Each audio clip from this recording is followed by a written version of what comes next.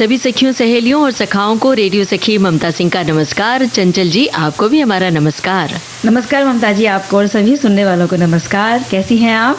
बस एकदम बढ़िया, और आपसे मिलकर तो और अच्छे हो गए और खुशी हो रही है मिलकर। क्या होता है कि हम जब अपनों से मिलते हैं बहुत दिनों बाद, तो क्या महसूस होता है? खुशी महसूस होती है ना? बिल्कुल खुशी महसूस होती है, अपनापन महसूस होता है। और अगर किसी से बहुत दिन के बाद मिले हैं तो यूँ समझ लीजिए कि पुरानी बहुत सारी यादें भी ताज़ा हो जाती हैं। बिल्कुल। और मिले हैं अपने श्रोताओं से, तो हम उन्हें बता दें कि आज किन विषयों पर बात होने वाली है। आज स्वस्थ रहने के लिए अनुशासन क्यों ज़रूरी होता है, और अगर अनुशासन में हम रहते हैं तो उसके क्या फ़ायदे हो सकते हैं, अनुशासन तोड़ेंगे तो क्या नुकसान हो सकता है, इस तरह की। अनुशासन से मतलब ये है कि कभी भी खाना खाया, कभी भी सोए, कभी भी जगे, कभी भी पढ़ाई की, कभी भी उठ गए, कभी भी दफ्तर आए। तो ये जो दिनचर्या होती है ना रोज़मर्रा की ज़िंदगी में, उस दिनचर्या में अनुशासन होना बहुत ही ज़रूरी है, चाहे आपके घर में हो या घर से बाहर। क्योंकि ये बिगड़ा तो सीधा सीधा असर हमारी सेहत पे होता है, वो बिगड़ जाता है। और जो बात मेलजोल की हुई ना कि जब हम किसी से अपनों से मिलते हैं तो बड़ी खुशी होती है और बड़ा अपनापन महसूस होता है, पुरानी यादें ताज़ा करते हैं। लेकिन जब हम किसी अजनबी से कभी मिलते हैं तो अजनबी पर भी हम भरोसा कर बैठते हैं और ऐसा लगता है कि वो अजनबी भी हमारा अपना है। तो ज़रा जब अजनबी से मिलें तो ये ध्यान रखें कि वो कैसा है, उसकी देखभाल कर लें, पड़ताल कर लें, जाँच पड़ताल कर लें। तो आज यही मुद्दा होगा, इस पर हम चर्चा करेंगे, अजनबी पर भरोसा कितना उचित है। जहाँ कुछ अजनबी बड़े अपने से लगते हैं, वहीं कुछ अजनबी अपना बनकर धोखा भी दे जाते हैं, तो उसी धोखे से सावधान हमें रहना है। इसके अलावा क्योंकि हम पोषक सप्ताह मना रहे हैं, और सिर्फ सप्ताह क्यों, सितंबर का तो महीना ही ऐसा होता है क्योंकि मौसम बदल रहा है, तो पोषण के बारे में हम बहुत बात करते हैं और यही सिलसिला हमारे कार्यक्रम में भी जारी रहेगा। कल हमने गर्भवती महिलाओं के ऊपर कुछ बातचीत की, तो आज हम बात करेंगे किशोरियों के लिए कि कितना ज़रूरी है उनके लिए पौष्टिक आहार। बिल्कुल। और इसके अलावा जब आहार लेते हैं तो फिर व्यंजन की बात तो आती है, तो व्यंजन की चर्चा के बगैर तो हमारी बातचीत अधूरी रह जाती है। तो व्यंजनों की बात तो हम ज़रूर करेंगे और फिर मिलते हैं इस गाने के बाद। जी ज़रूर।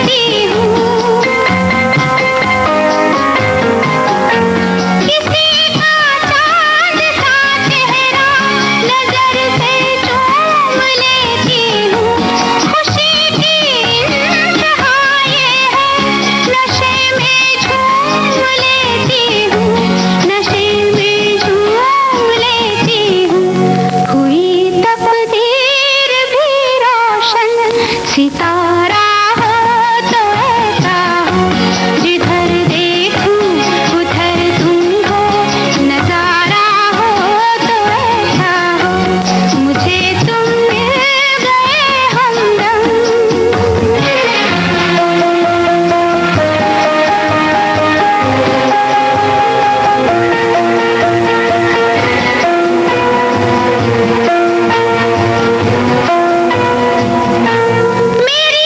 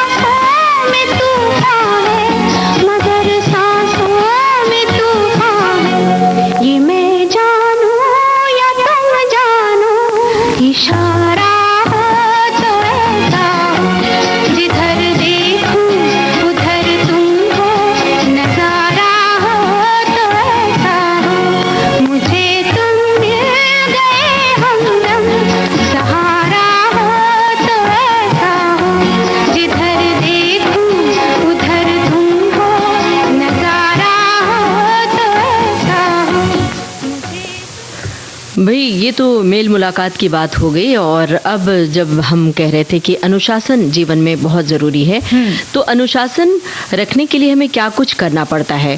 जब हम अनुशासन को अपनाते हैं तो हमारा जीवन शिष्ट और व्यवस्थित हो जाता है।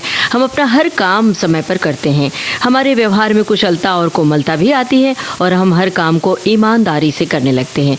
और अगर यही अनुशासन अगर हम अपनी सेहत के लिए भी अपना लें तो सोचिए कि हमारे शरीर और मन मस्तिष्क के लिए कितना फ़ायदेमंद हो जाए ना। बिल्कुल सही कहा ममता जी आपने। अनुशासित जीवन शैली जो है, इससे हमें अस्वस्थ जो आदतें हैं उनसे बचने में मदद मिल सकती है। साथ ही पौष्टिक आहार, स्वस्थ जीवन शैली के साथ साथ तन और मन दोनों को हम स्वस्थ रख सकते हैं। कुछ आदतें हैं जो हमारे लिए हानिकारक हैं, उन्हें ज़रूर हमें छोड़ना होगा और अच्छी आदतों को अपनी दिनचर्या में हमें शामिल करना होगा, तभी सेहत की दुरुस्ती की हम बात कर सकते हैं। बिल्कुल सही बात है। ख़ास तौर से सोने और जागने का समय हमें नियत समय पर सोना, नियत समय पर जागना, ये करना होगा। कभी रात को 10 बजे तो कभी 12 बजे, कभी इसके बाद भी सोते हैं। इसी तरह कभी 6 बजे उठे तो कभी कभार 8:30 बजे तक भी उठते हैं। आमतौर पर सेहतयाब शरीर के लिए 6 से 8 घंटे की नींद पर्याप्त होती है।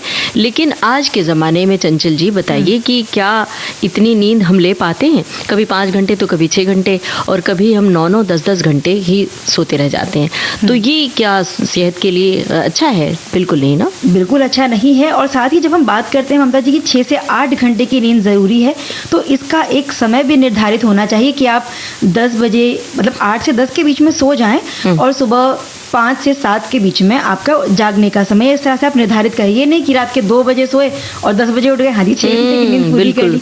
तो ये जो दिनचर्या अगर आप बिगाड़ लेते हैं अपनी, तो आगे का जो पूरा दैनिक आपका चक्र है वो बिगड़ जाता है। बिल्कुल, क्योंकि उठने के बाद कम से कम 2 से 3 घंटे के बाद हमें भूख लगती है। तो अगर हम उठे ही 10 बजे हैं तो जो नाश्ते का समय है वो निकल चुका, पता लगा हम 12:30 बजे तो नाश्ता कर रहे हैं, जो कि लंच का समय होता है। लंच के समय जब होगा तब तक 4 या 5 बज जाएंगे, उस समय चाय का समय तो मतलब आप इशारा ये तो नहीं कर रही कि 4 बजे चाय पीनी है, तो खैर वो हम याद रखेंगे। लेकिन ये सोने के लिए जो ज़रूरी है, होता क्या है सोने में लेट कैसे होता है कि हम अपनी दिनचर्या से फारिग हो जाते हैं, मतलब खाना पीना हो जाता है, लेकिन मित्रों से फ़ोन कॉल बातें करते रहना या मोबाइल पे सोशल मीडिया करते रहना, इस चक्कर में भी कई बार लेट होता है। तो उससे हमें मुक्ति पानी पड़ेगी। हमारे एक श्रोता ने कुछ बात लिखी है कि कैसे अनुशासन को मेंटेन रखना है। देखते हैं कि क्या बात इन्होंने कही है। लिखा है इन्होंने कि मनुष्य जीवन को सुखमय बनाने के लिए जितनी आवश्यकता अनुशासन की होती है, उतना ही स्वास्थ्य अपना महत्व रखता है। अनुशासन से हमारा जीवन यशस्वी बनता है। क्या बात है। वहीं स्वस्थ जीवन हमें तेजस्वी बनाता है। अनुशासन का मतलब है जीवन में निर्धारित नियमों का अनुशासन करना। ये अनुशासन भोर समय में निद्रा त्याग, नित्य कर्मों से निवृत्ति, यथा समय अध्ययन, मनोरंजन, यातायात के नियमों का पालन, अध्ययन काल के समय नियमानुसार आचरण वगैरह वगैरह, बहुत सारी बातें इन्होंने लिखी हैं। ऐसा ही एक और बड़ा अच्छा संदेश हमें मिला है। ये लिखते हैं हमारे श्रोता कि स्वस्थ रहने के लिए अनुशासन ज़रूरी है, लेकिन दूसरों पर अनुशासन जताने से ज़्यादा खुद पर अनुशासन रखना सबसे ज़रूरी क्या बात है। और वो अपने खान पान, अपनी दिनचर्या को लेकर होना चाहिए। हमें किस उम्र में क्या नुकसान करेगा, क्या फ़ायदा करेगा, इस चीज़ पर विशेष ध्यान अगर हम रहेंगे तो स्वस्थ रह सकते हैं। ये बात बिल्कुल सही है। यहाँ पर हम ध्यान दे रहे हैं कि कहीं ये हमारे ऊपर भी इशारा तो नहीं है। अनुशासन बातचीत में भी होना चाहिए जी, और बातचीत के बीच एक गाना होना चाहिए। मिलो न तुम तो हम घबराए, मिलो तो आँख चुराए, हमें क्या हो गया है, हमें क्या हो गया है।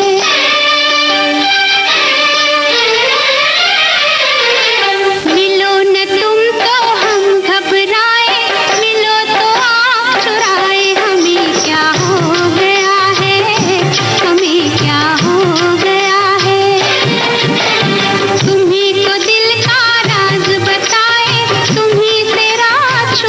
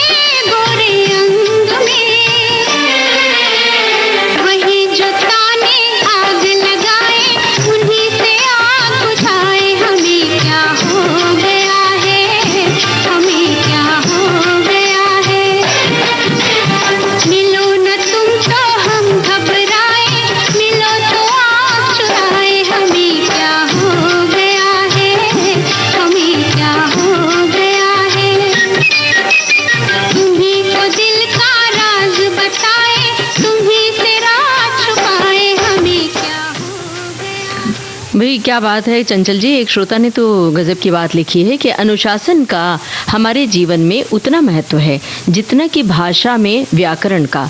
जिस तरह व्याकरण भाषा को सुसंस्कृत और परिमार्जित कर उसका संरक्षण करती है, उसी तरह अनुशासन भी हमारे जीवन को सुसंस्कृत और परिमार्जित कर इसका संरक्षण करती है, जिसके लिए हमें नियमों का पालन करना चाहिए। क्या बात है। और एक बड़ा छोटा सा लेकिन प्यारा सा संदेश है, हेल्दी जीवन के लिए अनुशासन यानी डिसिप्लिन का होना बहुत ज़रूरी है।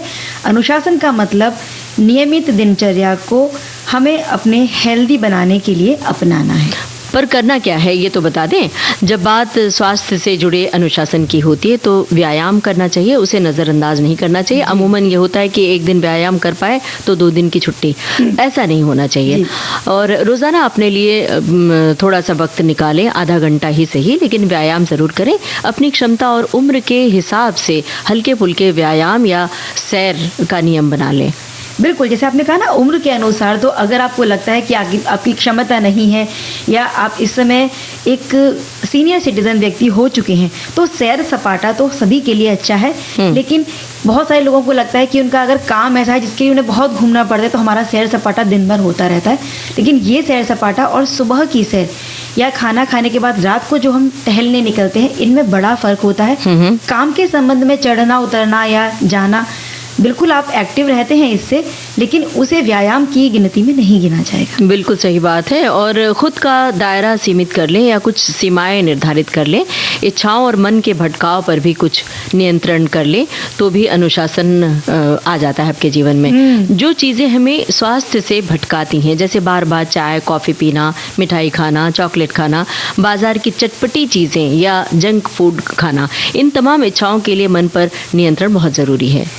बिल्कुल सही बात है। और ऐसा होता है कि बहुत दिन तक अगर हमने कभी कुछ चीज़ नहीं खाई, जैसे समोसा नहीं खाया, तो ये बड़ी जल्दी इच्छा होती है कि बड़े दिन हुए भी समोसा नहीं खाया। लेकिन कभी हमें ये याद नहीं आता कि बड़े दिन हुए हमने कोई पालक की सब्जी, हरी सब्जी नहीं खाई है। तो यहाँ अनुशासन बड़ी जल्दी बिगड़ जाता है। और अगर हम कोई फल खाने बैठते हैं, तो अगर मन नहीं लग रहा या इच्छा नहीं है, तो उसके टुकड़े करके हम 4 लोग अगर बैठे हैं तो एक ही सेब को 4 जने खा लेंगे। लेकिन अगर 4 लोगों के लिए समोसे आए तो 4 अलग अलग समोसे आते हैं। बिल्कुल, उसमें शेयर नहीं किया जाता है। और इसी तरह अगर मोबाइल, लैपटॉप या टेलीविज़न देखने में ज़्यादा समय आप व्यतीत करते हैं तो आँखों के स्वास्थ्य के लिए ये बड़ा ही हानिकारक है। और अगर आप लगातार मोबाइल लैपटॉप के पास हैं, तो आपने जो टुकड़े करने की बात कही ना फल के, तो फल काट के रख लें, धीरे धीरे चुनते रहें। जैसे मूंगफली के दाने या चने खाते हैं, तो वैसे अगर फल खा लें तो भी आपके लिए फायदेमंद होगा। और एक नियम है कि इन गैजेट्स के लिए हम समय निर्धारित कर सकते हैं। बच्चों को भी इनसे दूरी रखना सिखाया जा सकता है। और हो क्या रहा है कि जब बड़े लगातार मोबाइल और कंप्यूटर के सामने बैठे रहते हैं, तो बच्चे भी बाकायदा उसी नियम का पालन करते हैं। तो हमें बच्चों को स्कूल में शुरुआत से ही नियम में रहना हम सिखा सकते हैं। ये हमारे एक श्रोता ने लिखकर भेजा है। और आगे लिखते हैं कि अनुशासित व्यक्ति को आदर्श रवैया, समय प्रबंधन, स्वास्थ्य पूर्ण आहार, कर्तव्य निष्ठा और सामाजिक नियमों का पालन करते हुए देखा गया है। इससे व्यक्ति के जीवन में स्थिरता, सफलता और आत्मविश्वास का विकास होता है। बिल्कुल सही बात है। पौष्टिक आहार, व्यायाम और नींद ज़रूरी है, तो अनुशासनबद्ध जीवन आप जी सकते हैं। और चंचल जी, अगर आपने इन रोज़मर्रा की ज़िंदगी में अनुशासन पा लिया, तो आप अपने जो बाहर की दुनिया होती है, जो करियर की बात जब आती है, दफ्तर जाते हैं, तो वहाँ भी अनुशासनबद्ध आप जीवन जिएंगे कि वक्त पर जाना, वक्त की पाबंदी और काम का अनुशासन और वक्त पे घर लौटना।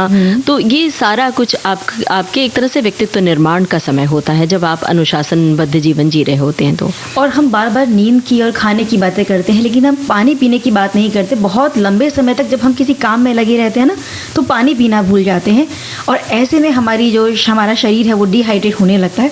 तो समय समय पर पानी पीना अगर आप भूल जाते हैं, आपका काम ऐसा है, अगर आपने पानी की बोतल नहीं रखी होते हुए भी कई बार तो लोग भूलते हैं, तो आप एक अलार्म सेट कर लें ताकि वो आपको याद दिलाता रहे कि आपको इस वक्त पानी पीना है। तो फिलहाल तो आपने याद दिला दिया, वो रखिए बॉटल और आप गाना सुनवाइए तो हम पानी पी लेते हैं हम सभी। ज़रूर।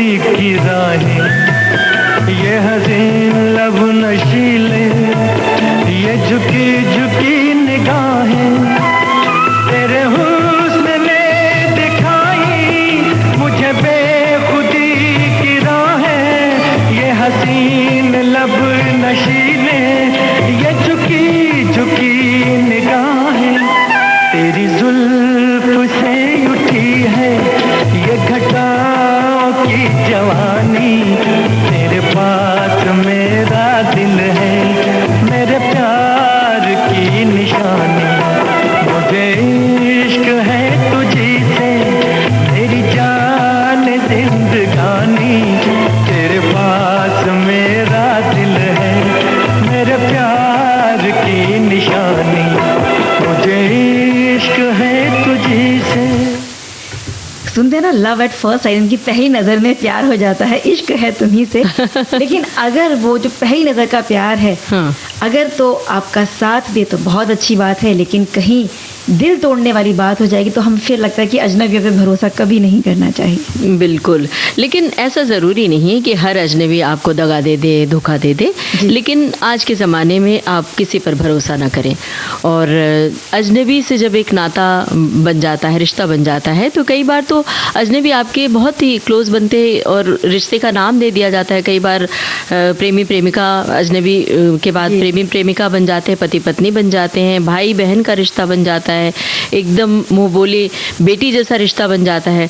तो ऐसा नहीं है जो कि चोट खाए होते हैं, जो कहते हैं कि दूध का जला छाछ को फूंक फूंक के पीता है, तो बस भरोसा सब पर कीजिए, लेकिन थोड़ी सी सावधानी बरतिए, क्योंकि कहते हैं ना, कहावत भी है कि कभी कभी खुद के दांत जीभ को काट लेते हैं। बिल्कुल सही वही बात है। सही कह रही हैं। हर अजनबी इंसान कुछ न कुछ अनुभव देने ही हमारे जीवन में जैसे आता है, कुछ खट्टे कुछ मीठे अनुभव लेकर आता है। समय और हालात हमें किसी के ऊपर भरोसा करना या करना न करना सिखाती है। किसी अनजान व्यक्ति के ऊपर भरोसा करना या न करना समय और हालात पर भी निर्भर करता है कि हमारे हालात कैसे हैं, विपरीत हैं या पॉजिटिव है हमारे। बिल्कुल। अब ये मान के चलें कि हम कभी किसी अनजान सेशन पर उतरे और वहाँ हमें कोई लेने ही नहीं आया, और हमारे पास सामान बहुत ज़्यादा है, हमें वहाँ ऐसा कोई व्यक्ति नहीं मिला जिससे हम मदद ले सकते, तो जो अजनबी हमें मिलेगा, हमें लगेगा कि अगर हम 4 बैग एक साथ नहीं उठा सकते तो भरोसा वहीं करना पड़ेगा हमें कि भाई स्टेशन तक बाहर, जहाँ तक हमें कोई साधन या वाहन ना मिले वहाँ तक पहुँचा दें। अब अगर वो व्यक्ति भरोसेमंद है तो पहुँचा भी देगा, दगा देने वाला होगा तो हो सकता है कि आपका बैग लेकर भी भाग जाए। तो परिस्थिति और समय, बिल्कुल ये चीज़ें निर्भर करती हैं। तकनीक के युग में थोड़ा सा ये मुश्किल होता है कि अजनबी पर भरोसा आंख मूंद के हम भरोसा कर लें। हालांकि लोग आजकल अवेयर रहते हैं, सजग रहते हैं। मान लीजिए जो बैग लेने की बात आपने कही है, तो जब जैसे हम किसी से पूछते हैं तो अपने साथ मोबाइल तो रहता है, गूगल पर भी सर्च कर लेते हैं कि ये जहाँ हमें ले जा रहे हैं वो सही जगह है या नहीं, ये भी होता है। लेकिन हाँ, बहुत सारा हिस्सा है देश का, गाँव कस्बे, जहाँ पर लोग कई बार पढ़े लिखे नहीं होते हैं, तो उन्हें पता नहीं होता है। तो उन्हें ख़ास तौर से अवेयर रहने की ज़रूरत है कि जब किसी से पूछें तो एक व्यक्ति के बताने से आंख बंद करके भरोसा न कर लें, बल्कि 2-3 लोगों से पूछ लें। मान लीजिए गंतव्य आपको नहीं पता है तो 2-3 लोगों से पूछ लें। अगर 3 लोग एक ही तरह की बात करें तो निश्चित रूप से कि वो सही होगा। बिल्कुल, ये दुनिया बड़ी अजीब है, यहाँ भरोसा किया भी जाता है, भरोसा तोड़ा भी जाता है, लेकिन कहते हैं ना कि दुनिया भरोसे पे ही टिकी है और भरोसे के कारण डगमगाती भी है। तो इस दुनिया में हम एक अजनबी की तरह आते हैं, बहुत सारे रिश्तों से जुड़ते भी हैं। कोई हमारा लालन पालन करता है, कोई हमसे प्यार करता है, यानी हमारे माता पिता, और इसके बाद अन्य रिश्तों से जुड़ना, हमें भरोसा करना वहाँ सिखाया जाता है।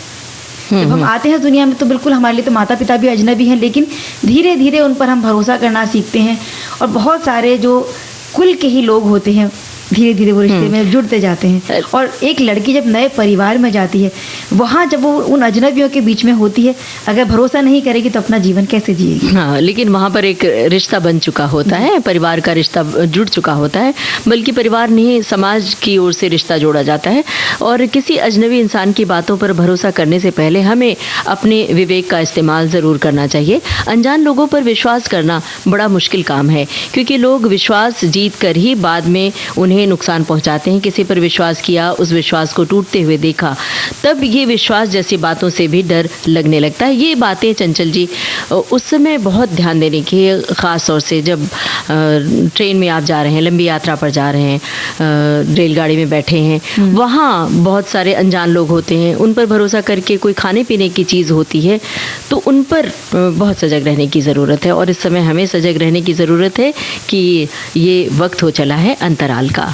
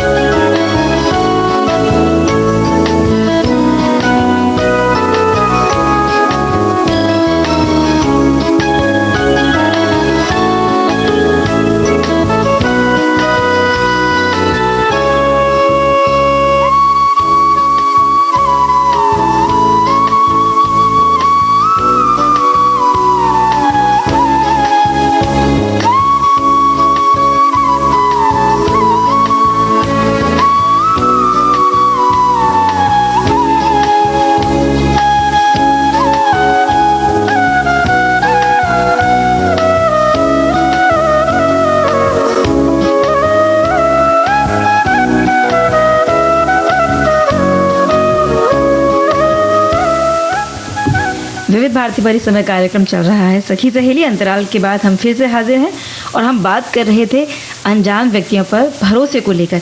एक बड़ा अच्छा सा संदेश हमारे श्रोता ने लिखकर भेजा है, किसी भी अनजान व्यक्ति पर तुरंत भरोसा नहीं करना चाहिए वरना नुकसान हो सकता है। सोच समझकर किसी अजनबी पर विश्वास करें।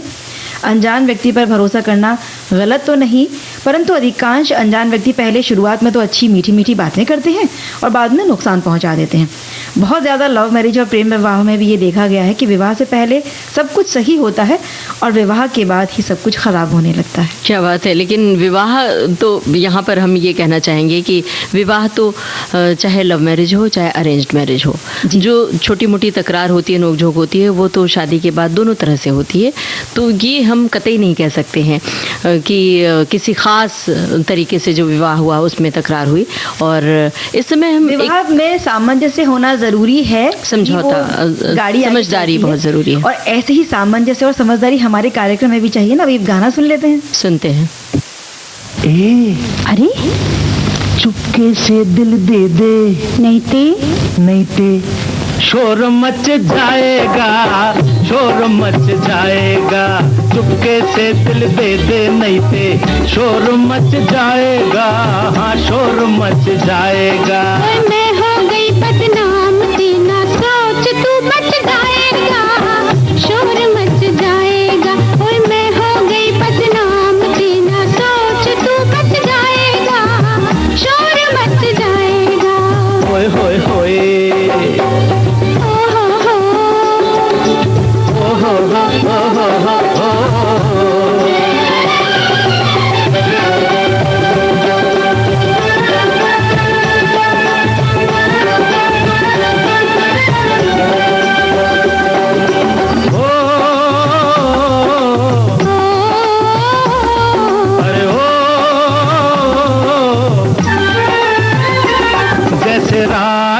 अकेले में मिलते हैं चांद चकोरी, वो छुप छुप के मिल जाना सपनों में आके ओ गोरी।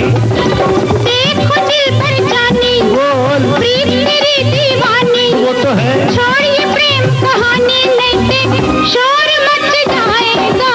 चुपके से दिल दे दे, नहीं ते शोर मच जाएगा, हाँ शोर मच जाएगा। मैं हो गई बदनाम, तेना सोच तू बच जाएगा, शोर मच जाएगा। लई लई लई, ला ला ला, ला ला ला ला ला ला ला।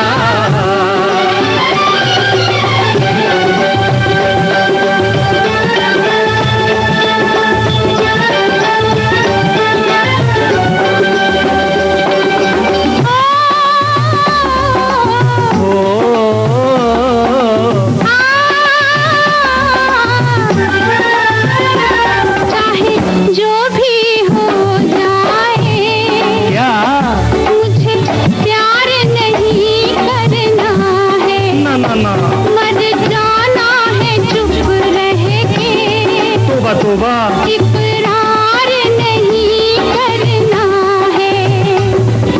मान ले मेरा कहना, बाद में फिर ना कहना, देख मिला ले नैना, नहीं ते शोर मच जाएगा, चुपके से दिल तैते, नहीं ते शोर मच जाएगा, हाँ शोर मच जाएगा। और मैं हो गई बदनाम, तेना सोच तू बच जाएगा, शोर मच जाएगा।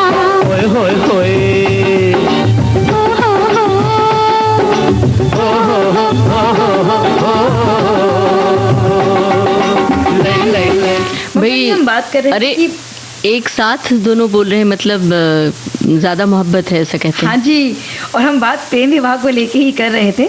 तो स्वाभाविक है, कई बार ऐसा देखा भी गया है कि अनजान व्यक्ति से अपने सद्व्यवहार से हमारा भरोसा वो जीत लेता है, और कई बार ये जीत भरोसे में बदल जाती है।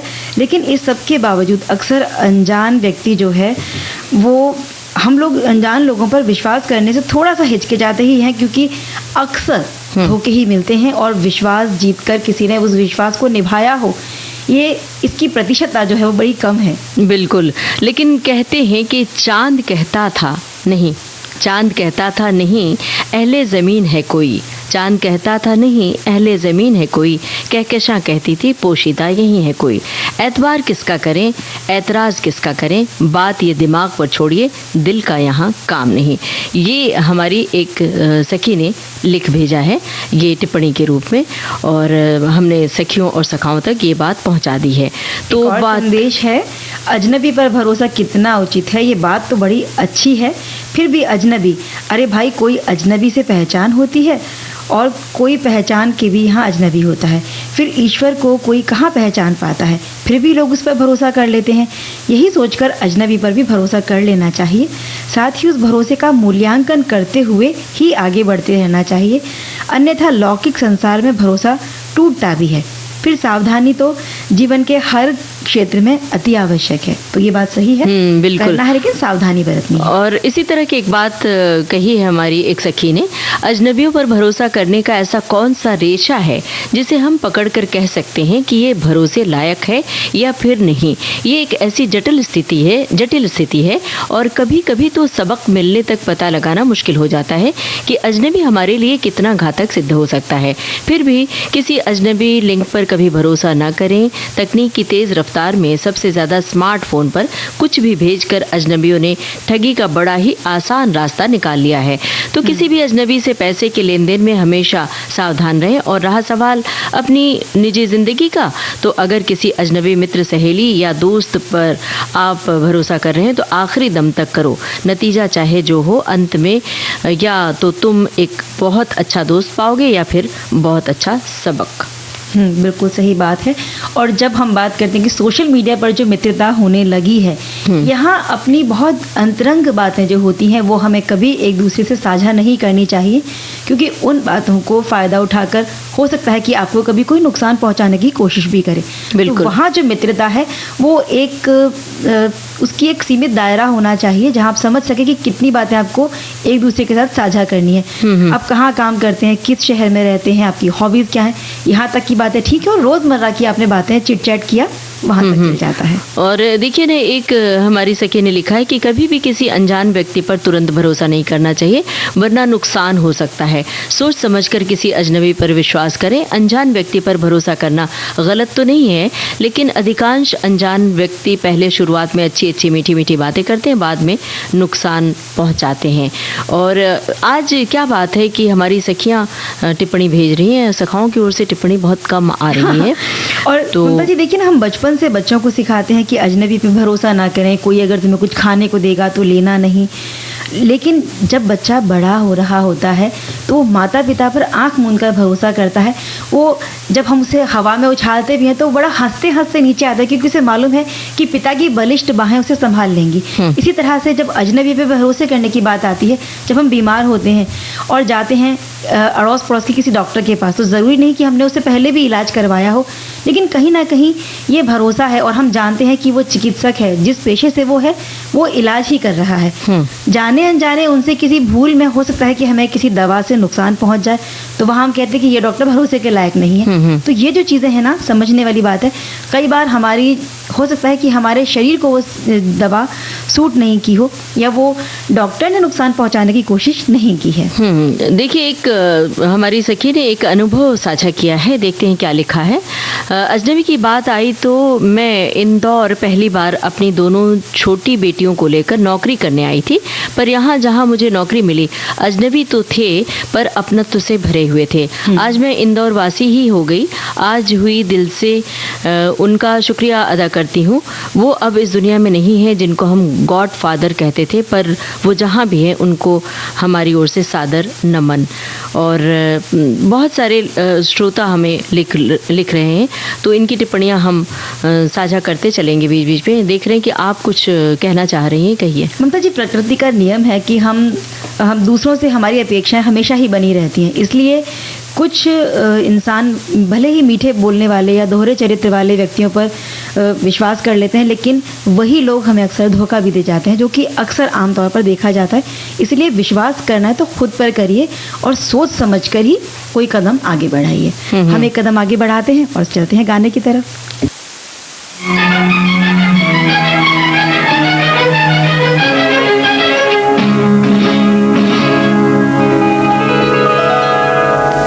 मैं कहीं कवि न बन जाऊं तेरे प्यार में कविता, मैं कहीं कवि न बन जाऊं तेरे प्यार में कविता, मैं कहीं कवि न बन जाऊं।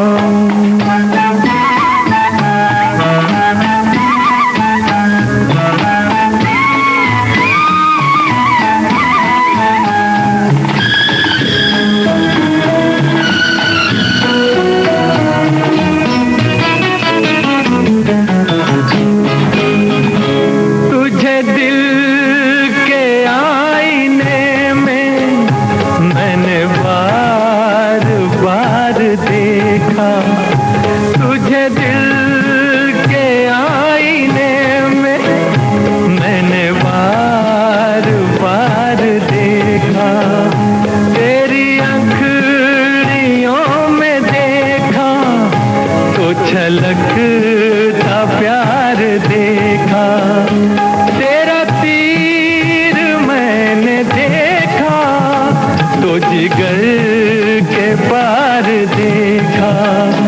मैं कहीं कवि न बन जाऊं तेरे प्यार में कविता, मैं कहीं कवि न बन जाऊं तेरे प्यार में कविता, मैं कहीं कवि न बन जाऊं।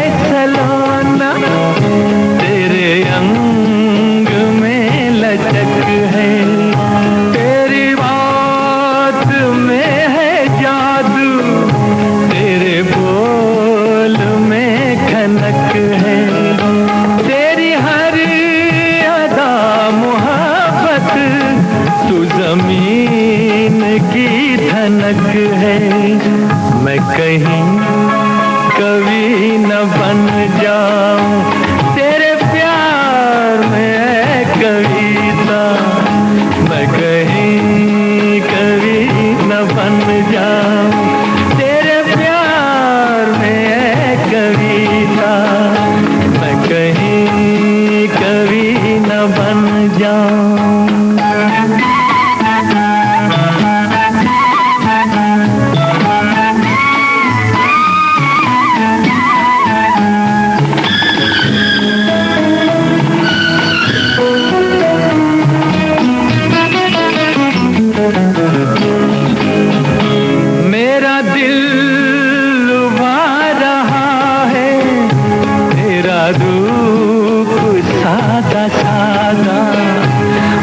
दिल भर रहा है, तेरा रूप सादा सादा, ये झुकी झुकी निगाहें करे प्यार दिल में ज्यादा।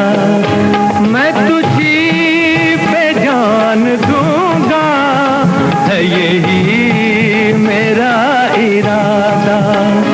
मैं कहीं कभी न बन जाऊं तेरे प्यार में कविता, मैं कहीं कभी न बन जाऊं तेरे प्यार में कविता। प्यार में अक्सर ऐसा होता ही है कि लोग कवि बन जाते हैं। जिन्हें कविता करना नहीं आता वो भी कुछ शब्दों को तोड़ मरोड़ कर कविता कहने की कोशिश करते हैं। तो मोहब्बत तो एक ताकत होती है, उस ताकत को हम किस तरह से इस्तेमाल करते हैं इस पर वो व्यक्ति पर निर्भर करता है। बहरहाल यहाँ हम किशोरावस्था में लड़कियों की बातें करते हैं कि लड़कियों के आहार के लिए क्या कुछ ज़रूरी है। दरअसल किशोरावस्था एक ऐसा पड़ाव होता है जिसमें शारीरिक विकास बहुत तेज़ी से होता है और यौन परिपक्वता की भी शुरुआत हो जाती है।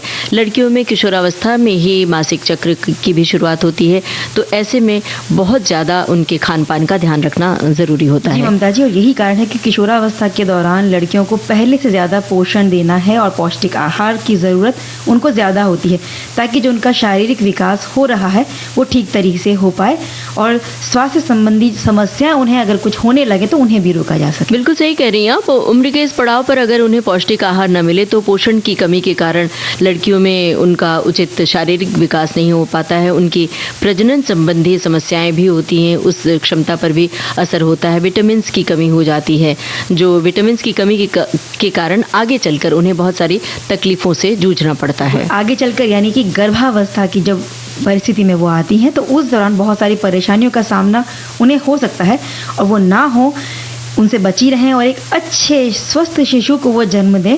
इसके लिए उनको शुरू से ही पोषण देना ज़रूरी है, ताकि इस समय पर आगे जो बहुत देखभाल की ज़रूरत होती है उस समय भी पोषण मिले और पहले से ही उनका शरीर स्वस्थ हो।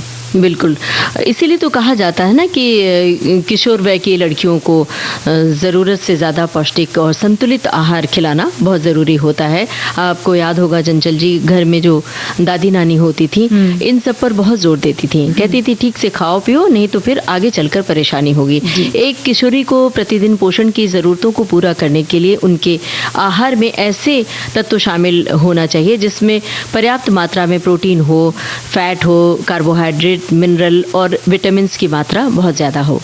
शरीर की मांसपेशियों में निर्माण और टिश्यू की मरम्मत के लिए प्रोटीन की ज़रूरत होती है, और फैट और कार्बोहाइड्रेट ऊर्जा के प्रमुख स्रोत हैं। इसीलिए फैट की मदद से शरीर में फैट में घुलने वाले विटामिनों का स्तर सही रहता है, और विटामिन और मिनरल्स जो हैं वो शरीर की जो शारीरिक कार्यों का विकास है, मरम्मत है, उसकी देखरेख में ज़रूरी होते हैं। इसीलिए जो भी चीज़ आपने बताई वो आहार लेना बहुत ही आवश्यक है। बिल्कुल सही बात है। और लड़कियों में किशोरावस्था के दौरान आयरन और कैल्शियम की मात्रा बहुत ज़रूरी होती है। ऐसी चीज़ें खाएं जिनमें ये सब चीज़ें हों। कैल्शियम सबसे ज़रूरी पोषक तत्वों में से एक है, क्योंकि ये हड्डियाँ मजबूत बनाता है और इसी उम्र में तेज़ी से शारीरिक बदलाव भी आते हैं। भोजन में आयरन की खराब गुणवत्ता और बार बार संक्रमण के कारण लड़कियों में एनीमिया भी हो सकता है और पोषण की कमी भी हो सकती है। बहुत सारी बीमारियां भी हो सकती हैं अगर उनका विकास सही गति से नहीं हो रहा है। तो ये कमियां आमतौर पर जो निम्न आर्थिक वर्ग की लड़कियां हैं उनमें देखी जाती है। और यहाँ ध्यान देने वाली बात ममता जी ये है कि किशोरावस्था के दौरान होने वाली पोषण की कमी से लड़कियों को ज़िंदगी में उन पड़ावों पर कमज़ोरी महसूस हो सकती है जहाँ उन्हें अतिरिक्त पोषण की ज़रूरत है, जैसे गर्भावस्था और प्रसव के बाद जब स्तनपान की बारी आती है तो गंभीर समस्याएं उन्हें आ जाती हैं। इसीलिए ये चीज़ें बहुत ज़रूरी हैं। कुछ इसी तरह की बात हमारे श्रोता ने भी लिखी है। लिखा है कि किशोर बढ़ते बच्चे हैं, पढ़ाई का दबाव, काम करने के लिए शक्ति, इसके लिए उनको अच्छा पौष्टिक भोजन मिलना चाहिए। प्रोटीन और बाकी जो हमने बातें बताई वही उसका जिक्र किया है इन्होंने। सीधा साधा घर का भोजन न करके इस तरह का खाना खाते हैं जिससे वे मोटापे का शिकार होते हैं और अंदर से कमज़ोर महसूस करते हैं। बच्चे तो नादान होते हैं। ये माता पिता की जिम्मेदारी होती है कि वे अपने बच्चों के खान पान पर नज़र रखें, उन्हें समझाएं। तो बिल्कुल उन्हें मौसमी फल, सब्जियां और फिर जो संतरा, नींबू जिनमें विटामिन सी बहुत है, आंवला, हरी पत्तेदार सब्जियां, ऐसी भरपूर खाद्य पदार्थ जो है उन्हें खिला सकते हैं। और फिलहाल हम सुनते हैं एक गीत।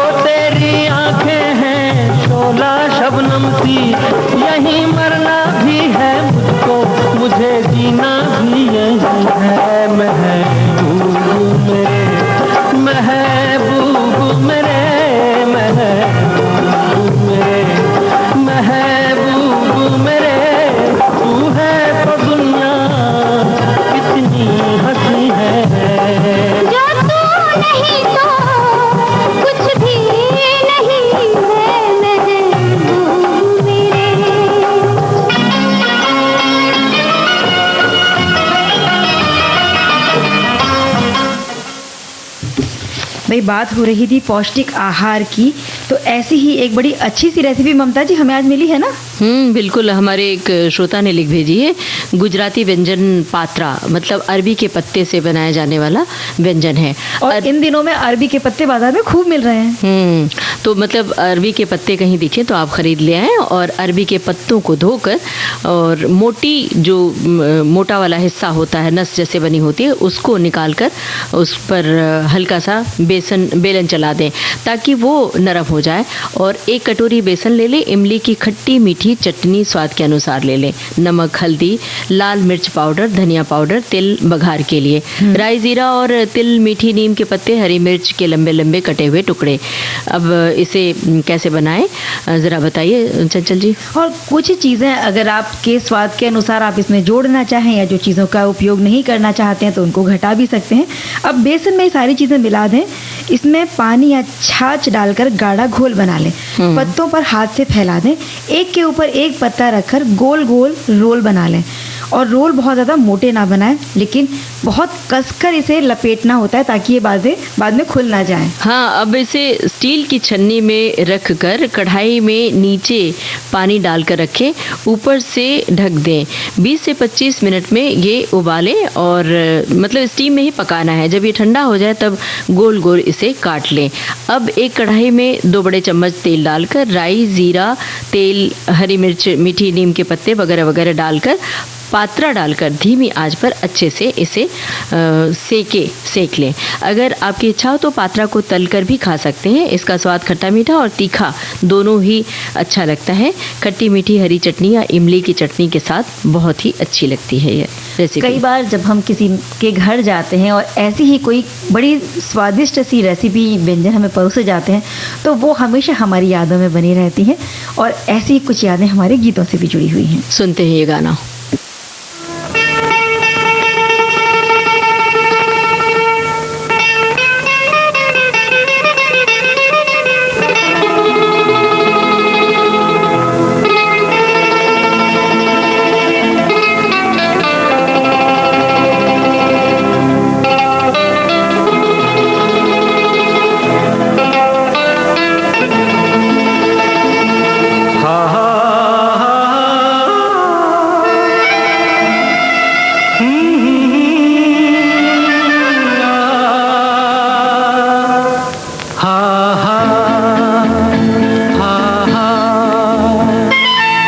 तुम बिन जाऊं कहाँ, तुम बिन जाऊं कहाँ, के दुनिया में आके कुछ न फिर चाह कभी तुमको चाह के।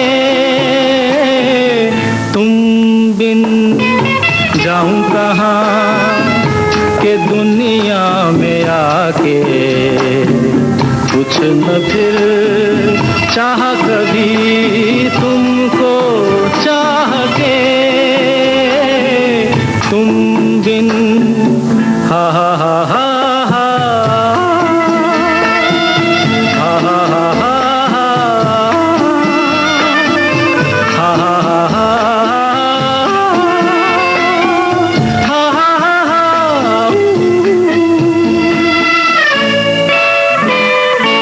रह भी सकोगे तुम कैसे हो के मुझसे जुदा,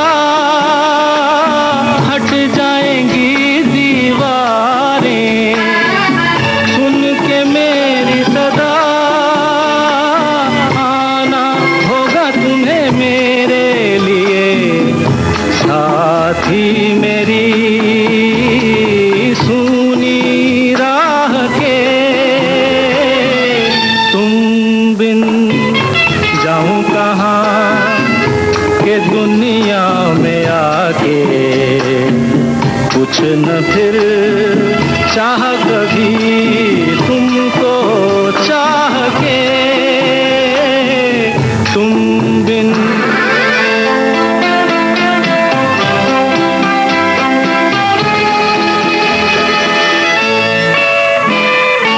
कितनी अकेली सी पहले थी यही दुनिया, तुमने नजर जो मिलाई बस गई दुनिया। दिल को मिली जो तुम्हारी लगन, दिए जल गए मेरी आह से। बिन जाऊं कहाँ, जाना तो है ही, आखिर जाना पड़ेगा चला है। क्योंकि ये वक्त का नियम है कि आना है तो उसके बाद जाना भी है। लेकिन हम फिलहाल सजीव प्रसारण से जाएंगे और इस कार्यक्रम से इजाज़त लेंगे। तो सभी सखियों, सहेलियों और सखाओं को रेडियो सखी ममता सिंह और चंचल वर्मा का नमस्कार। सखी सहेली कार्यक्रम की प्रस्तुतकर्ता अनुश्री पाठक। सखी सहेली।